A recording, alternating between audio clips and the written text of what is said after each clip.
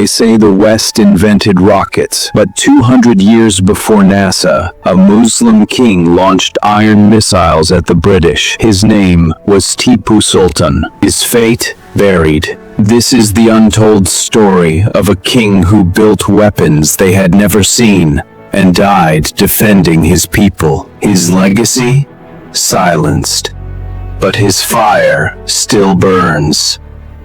Tipu Sultan was born in 1751 in the kingdom of Mysore, deep in South India.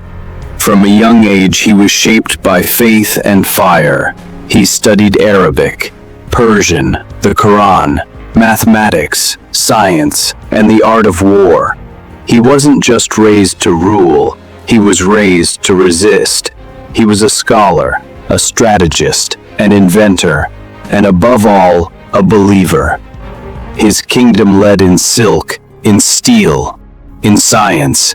He modernized trade, banking, weaponry, diplomacy. While Europe invaded, Tipu innovated, fighting colonizers with tools they didn't yet understand. And from the very start, he knew he would never kneel to the British.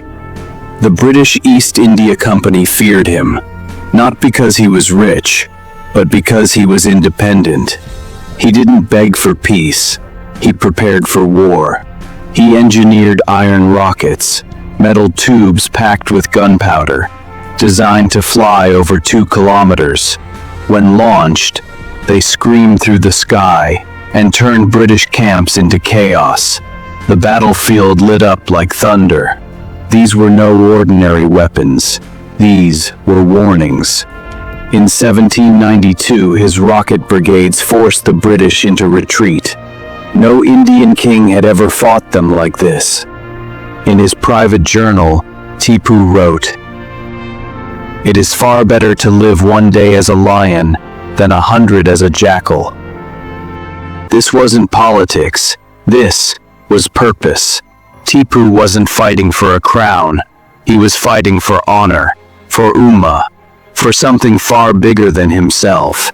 He believed this war was his test from Allah. But the British returned, stronger, more ruthless, and this time, with Indian allies. They surrounded his capital, cut off supplies, starved the city. Tipu stood his ground. He refused exile, refused surrender, refused fear.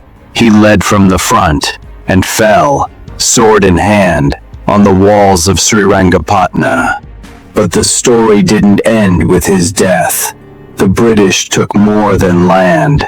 They took his rockets, shipped them to England, studied their design, and quietly built their own.